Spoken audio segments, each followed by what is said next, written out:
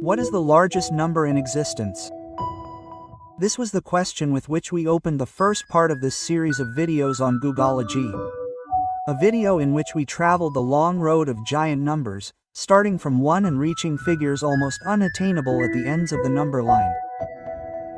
The second part has been long awaited, and I am pleased to announce that it has finally arrived. It goes without saying that in order to watch this video it is necessary to have seen the first one, not only because we are going to resume where we left off, but also because I will use notations and concepts that we saw previously. So if you are ready to venture once again on the journey to infinity, get comfortable because Gugología Part 2 begins.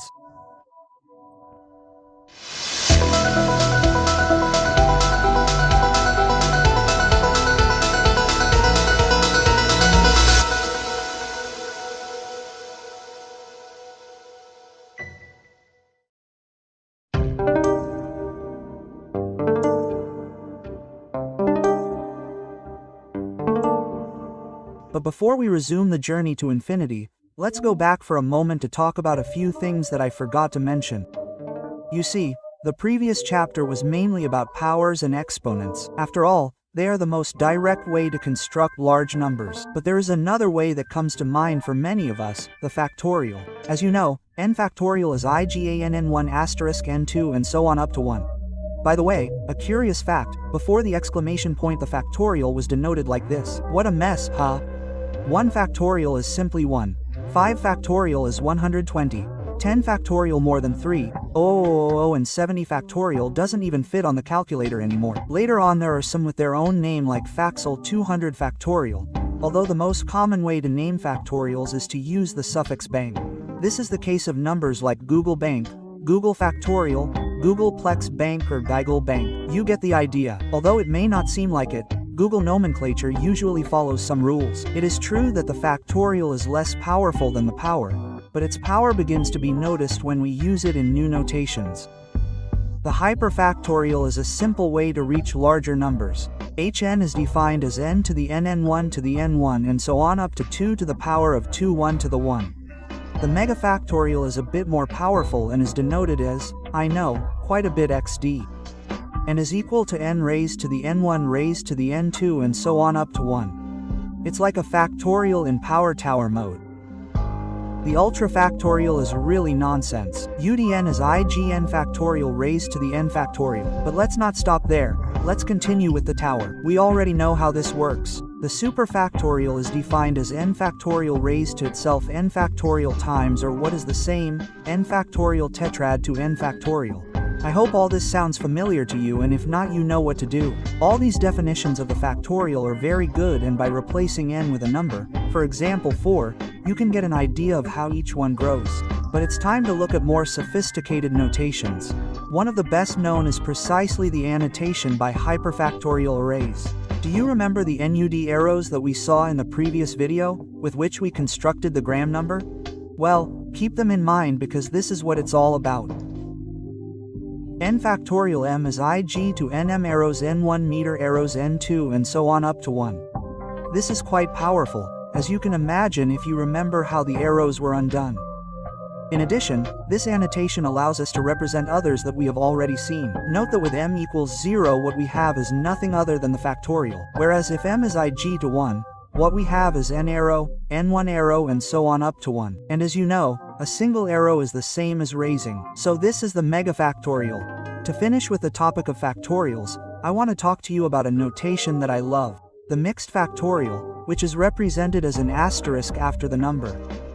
Okay, remember that recursive addition is multiplication, recursive multiplication is power, recursive power is tetration, and so on. Remember that this could be simplified using NUD arrows, so that each arrow increases the degree of the operation? Well, this simplification is cool and is by far the most used, but it has a problem. The arrows do not cover the first levels very well, neither the sum nor the product. For this, a new representation was created for the hyperoperator of degree n, the symbol highest to the power of n. In this way, higher to the power of 1 is addition, higher to the power of 2 is multiplication plus to the power of 3, or higher to the power of 4 is tetrar, and so on. Well, the hyperoperator is exactly what we need to define the mixed factorial. In this way, the mixed factorial of n is equal to the mixed factorial of n1 combined with n using the hyperoperator of degree n1. This may seem like a bit of a mess at first, but realize that what this means is that the mixed factorial of, for example, 5 is 1 plus 2 asterisk 3 to the power of 4 to the power of 5, a factorial that not only affects the number but also the operator. Tell me if that's not cool. As you can see, factorials are very useful in Gugolology, even though we ignored them in the previous video, but let's leave it here for now because we have quite a bit to cover.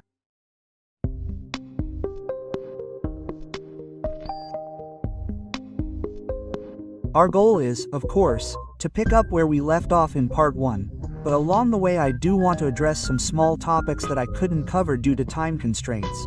Topics related to 3 of the most important concepts we saw: recursion, Moser polygons, and NZ arrows.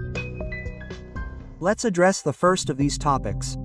We've already seen quite a few examples of recursive functions, but one of the first ones you'll come across when you enter this world is the Ackerman function.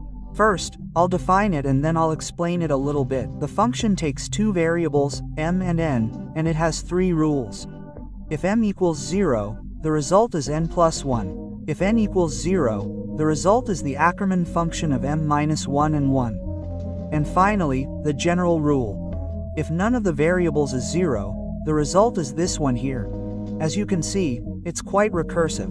Instead of calculating it, this time I'll just give you an example. You can do the development at home if you want. Let's set n equals 5 and increase the value of m. A little more. Well, it doesn't seem to grow that fast either. Wow. Okay.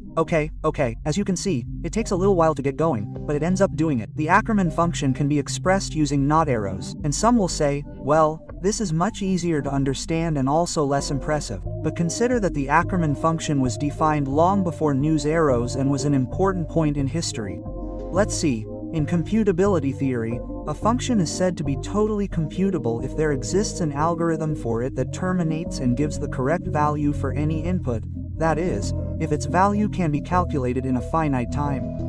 On the other hand, we say that a function is primitive recursive if said wrong, and soon we can compute it using for loops. In other words, we can't use indefinite loops like while.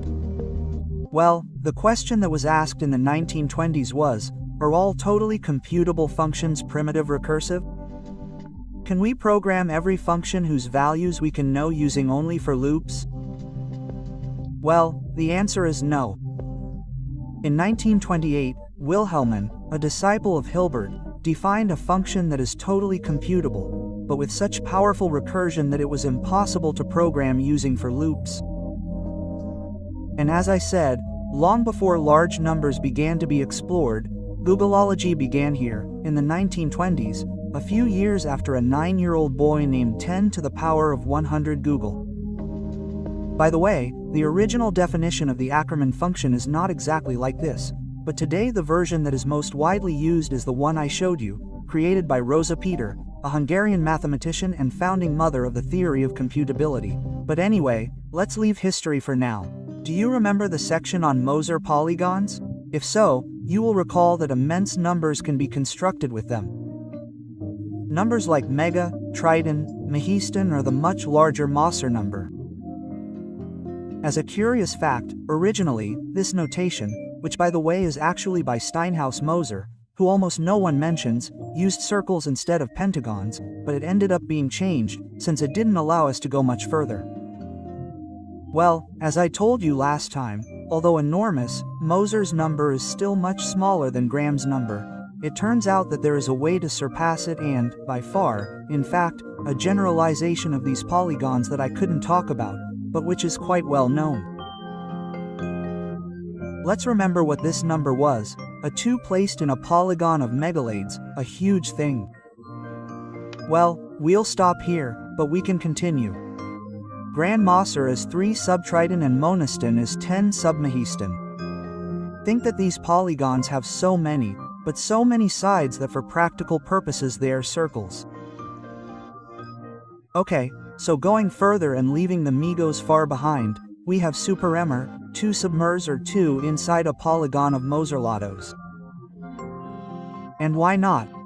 The Supermoser, a 2 in a polygon of superemer sides. You see where the idea is going? Well, hold on to your seats because I present to you the Hypermoser, which is equal to a 2 inside a polygon of S super etc. Moser Lottos, how many spurs? Moser is nonsense that now manages to surpass Graham's number. We crushed it. A 2 inside a polygon impossible to draw without breaking the fabric of the universe. Points for Moser and Steinhaus. Wonderful. Well, finally, let's expand on the subject of not arrows and more specifically other arrow notations. In particular, we have the inverse arrows, which are not so famous but every self-respecting Gugologist knows them. Its definition follows 3 rules. A reverse arrow B is simply a to the power of B. Does it ring a bell? The same didn't happen with the NUD and Conway chains. But now things change. A. Any number of reverse arrows 1 is equal to A. And finally, the general rule.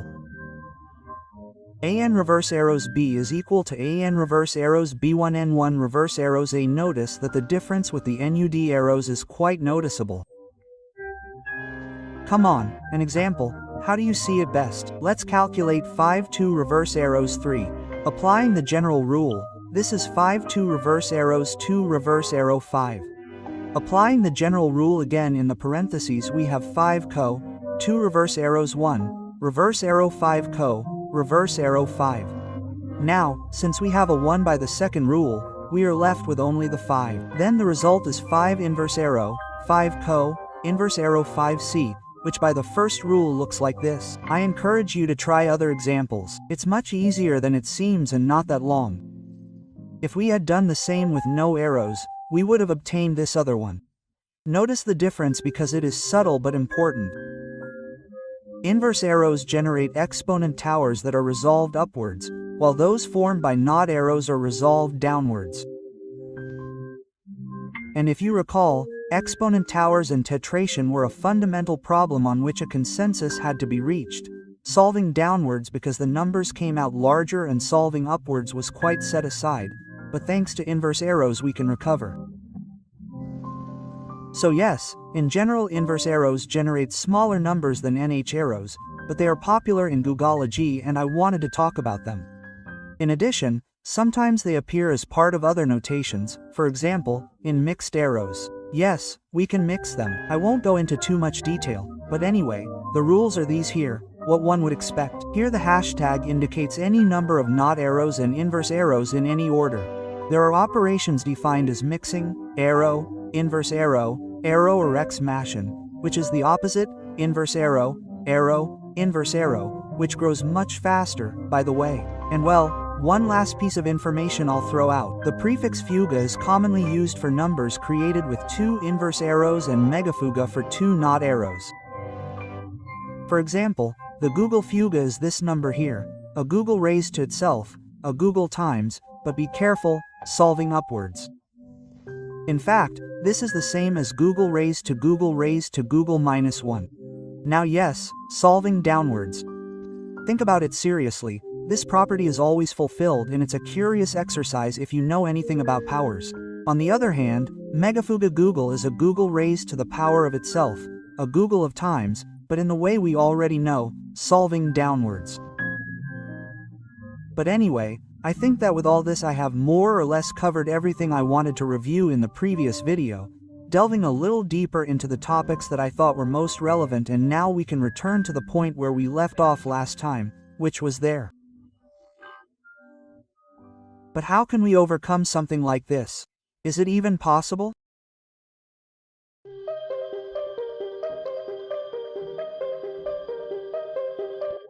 Let's consider a point that we will call a house.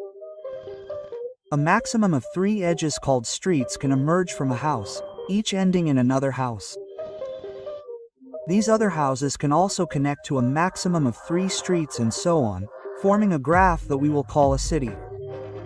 A city can have neighborhoods or isolated houses, but never more than 3 streets per house. This type of graph, with these restrictions, is called a simple subcubic graph or SSCG, a concept defined by a mathematician named Friedman. I'm sure this story sounds familiar to you. Here there is a clear parallel with Kruskal trees to define triad 3. As you can see, graphs are quite capable when it comes to finding large numbers. In fact, even Graham's number came from a graph. But let's go back to Friedman's cities, which by the way, are not really called that. The urban analogy is my own. Well, an important point is to know when two cities are similar, when the graphs are homeomorphic. In case someone doesn't know, two graphs are said to be homomorphic if you can transform one into the other by applying one of the following transformations. Either eliminating vertices of degree 0 or 1, that is, isolated houses or with a street, or merging two adjacent vertices to two houses on the same street. In this sense, these two graphs would be homeomorphic, because, if you notice, we can apply the transformations seen to convert one into the other. We will then say that the first graph is a minor of the second graph, a neighborhood, if you will. Fantastic. Well, what we are going to do is build an ordered sequence of cities, the first with a maximum of 1 house, the second with a maximum of 2 houses, the third with 3, the fourth with 4, and so on. A sequence that we call a country. As you can see, I am quite a fan of naming things. I think it is easier to remember that way.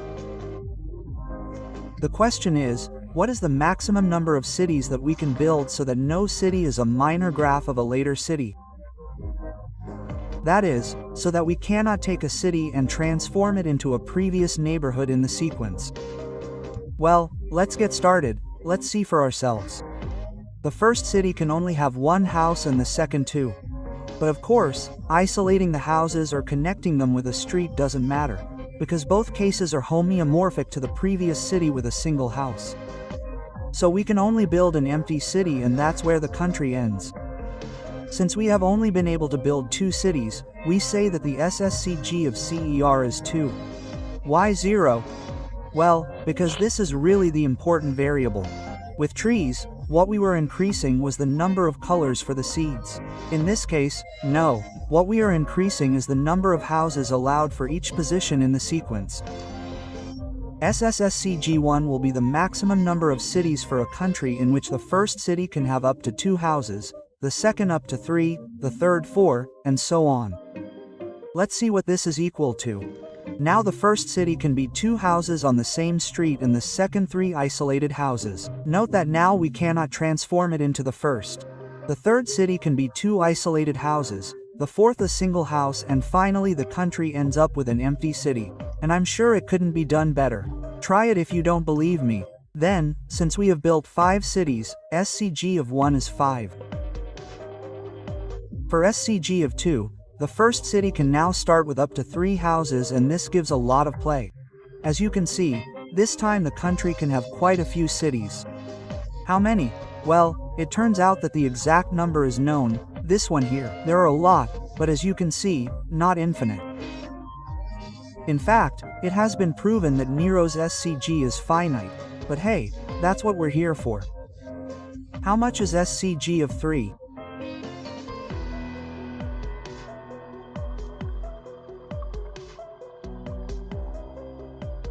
Well, guys and girls, this number is larger than triads. And not only that, it's larger than tri of trid. But not only that, it's larger than trid tri etc. of trid 3 with nested trid 3 tris. There is no precedent whatsoever for the levels that this function reaches, and the best thing is that it's not the largest. Do you remember what SSCG means? Well, let's make it simple.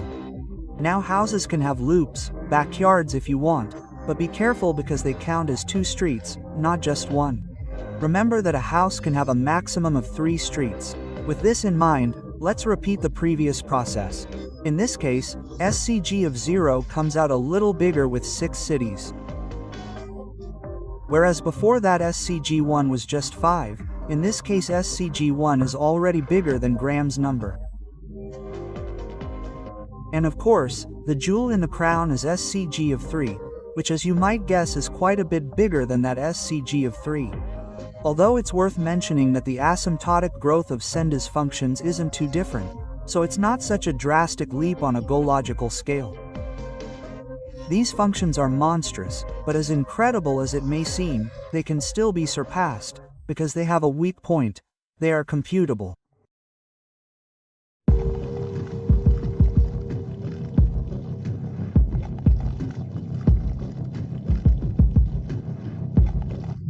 What is the longest time a program can run before stopping? Let's talk about Turing machines. Imagine the following infinite string of zeros and let's place a pointer somewhere. What we're going to do is design an algorithm that tells the pointer what to do, an instruction letter. The first column will indicate what number the pointer is reading. In this case it's 0, so as a rule the first row of the letter will apply. The second column indicates what number it should change what it is reading. In this case, it should change it to 1. The third column tells the pointer whether to move left or right, in this case left. Finally, the fourth column indicates which instruction card it will use next, in this case, card C, because yes, I didn't say it, but there can be more than one instruction card. Let's bring in the missing ones. Now with card C, let's start over. The pointer is reading a 0. So it applies the first row, changes it to a 1, moves to the right, and applies card A. Since the number it reads is 1, it applies the second row, changes it to a 0, moves to the right, and applies card B. And finally, since it reads a 0, it applies the first row, changes it to a 1, moves to the right, and stops. This is where the algorithm ends, and this is something that should always happen. When the time comes, the program has to stop. We have just designed a Turing machine, an algorithm that reads a string of zeros and ones and changes them according to certain instructions. Great! Well, this Turing machine has obtained 2 ones, but we could have done better. We will see it right now, but since 3 cards give us quite a few combinations, let's first go to the simplest case, a single instruction card. Let's take this as an example. Since the pointer Leon applies the first row, changes it to 1, moves to the left and uses the same card again. Since it reads a 0, it applies the first row, changes it to 1, moves to the left and uses the same card again, and so on ad infinitum. This algorithm generates infinitely many ones.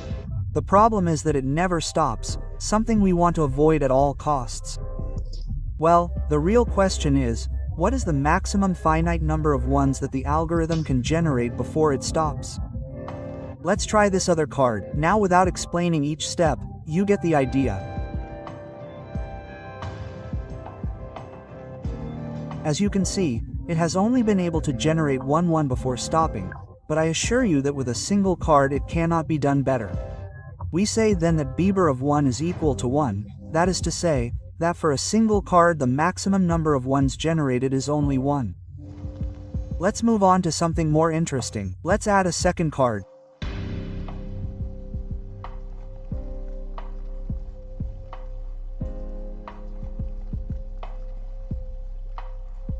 Notice that on this occasion, after a few steps, the pointer is able to generate 4 ones and then stops. And again, this is the best configuration. You can try others if you want, that way you can spend the afternoon. Therefore, we say that Beaver of 2 cards is 4. With 3 cards the maximum number of ones is 6. These are, by the way, and using 4 cards an algorithm can be built that generates up to 13 ones. However, I want you to notice one detail. The more cards we add, the more combinations of rules there are, and trying out all the possible algorithms becomes exponentially more complicated. In fact, for n cards there are 2 possibilities here, for another 2 here, for n plus 1 here, counting the stop and all that is the same for the second row and for the n cards. Come on, we have to test this amount of Turing machines. Such is the difficulty of this task that we still don't know how much Beaver is out of 5. We know that it is greater than 40,098, but the program is still running. I assure you that research on this subject is very active. By the way, I haven't said it, Beaver literally means busy beaver, supposedly because of how beavers go from side to side cutting down trees and building dams. Don't look at me, I didn't mention the name. The fact is that there are actually 2 different, although equally valid, definitions of Beaver, each with a specific annotation. On the one hand, The original one described by Tibor Rayo, and which refers to that Turing machine capable of generating the maximum number of ones under the conditions seen, that is, stopping occasionally.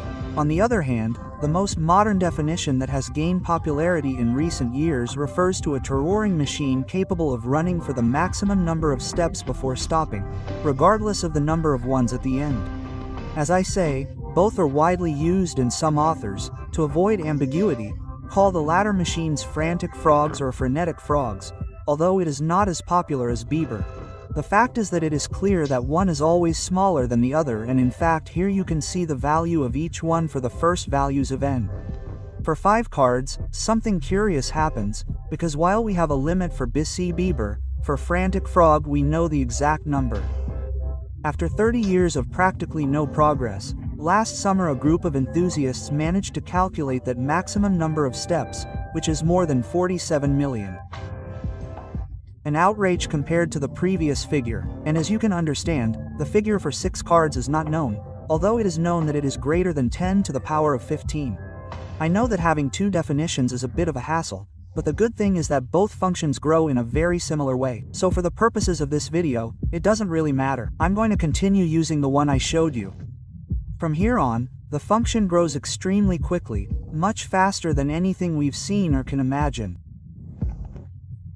It also turns out that bicivers are closely related to a fundamental problem in computing, the halting problem.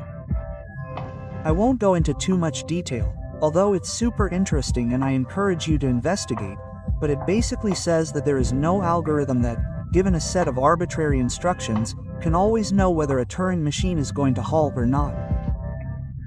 This was proven in 1936 by Alan Turing himself, and it's very powerful because it means that we can't know whether a Turing machine is going to halt or not unless we run it and wait. This is what is known in mathematics as an undecidable problem and makes the biciver function incomputable.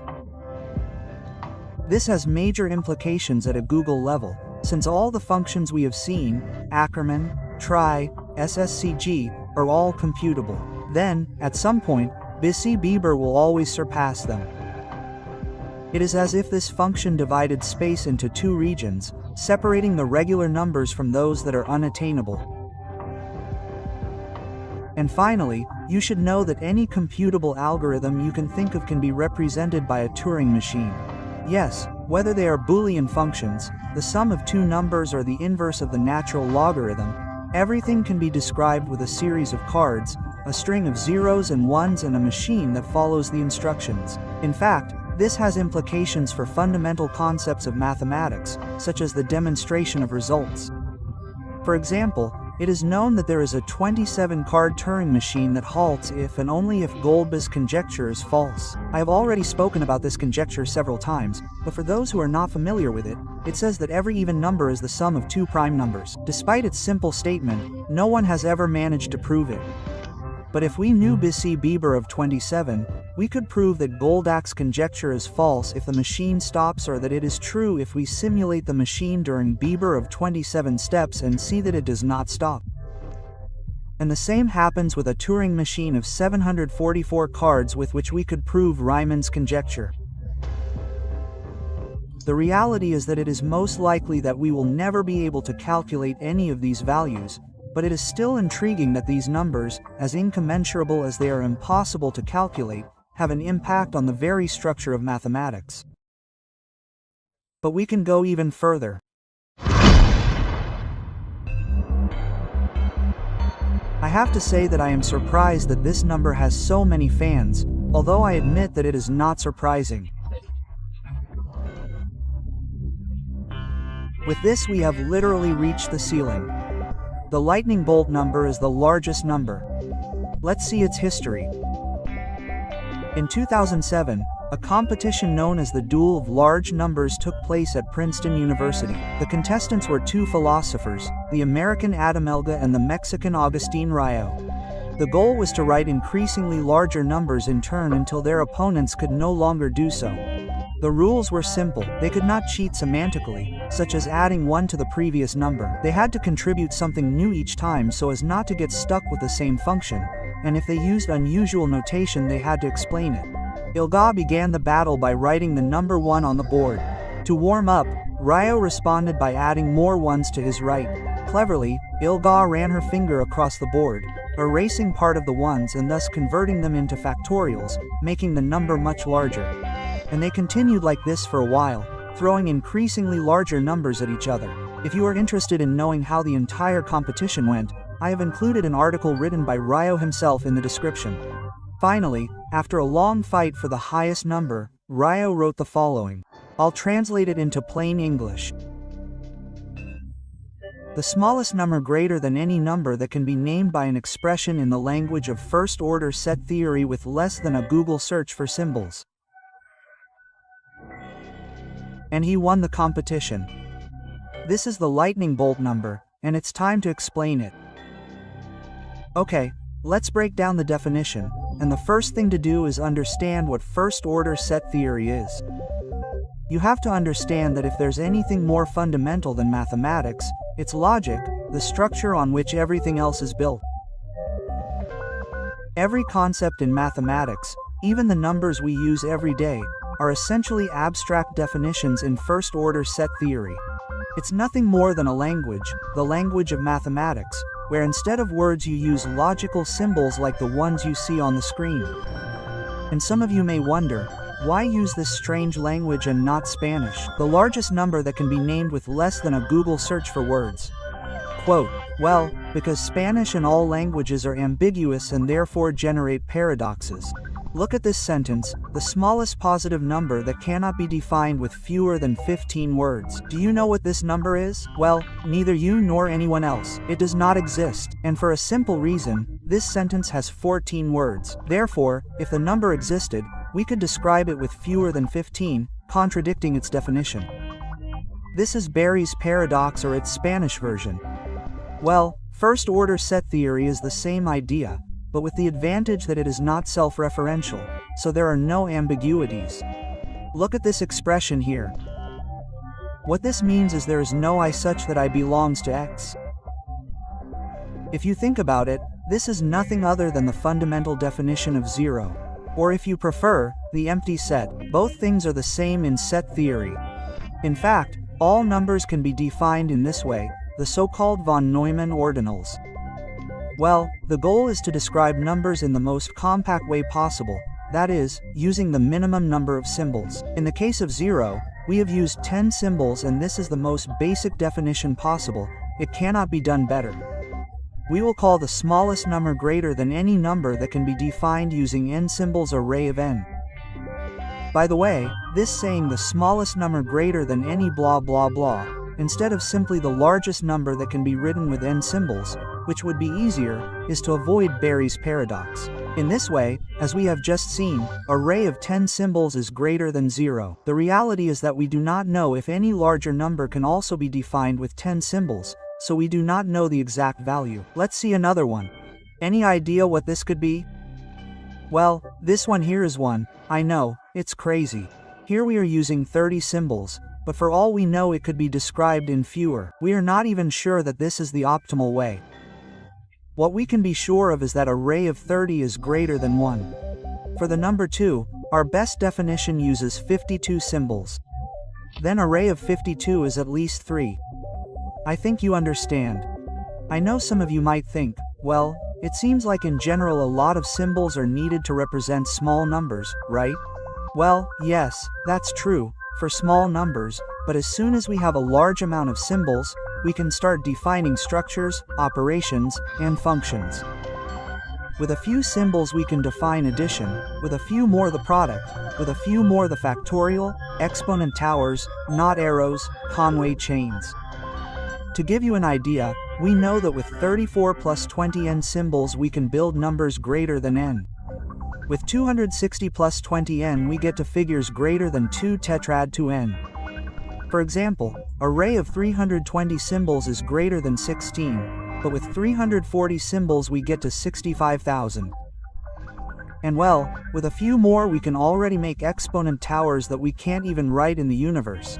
But anyway, these are just a few hundred symbols. With thousands, 7,339 specifically, we already obtain impossible numbers. Remember that this is the function we saw in the previous section of the Béziers with this number of instruction letters. And these are only lower bounds, probably very low. It is literally impossible for any mortal to understand the growth of the ray function.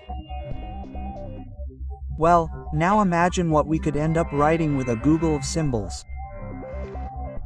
This is the unbeatable ray number, a number that plays with the language of mathematics itself.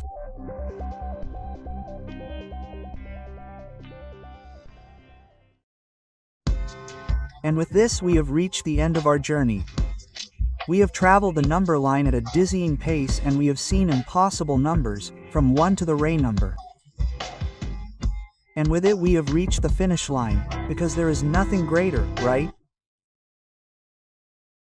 I may have lied a little when I said that ray was the end of the journey. We are talking about Gugología after all.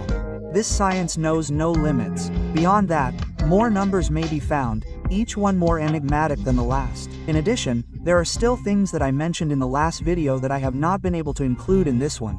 It's already long enough, but as you know, we'll cover all that in the next video. I don't know when I'll upload it, but it will take a few months, so please be patient. Otherwise, I really hope you enjoyed the video, and if you did, I would appreciate the support. So, well, without much more to add, until the next video.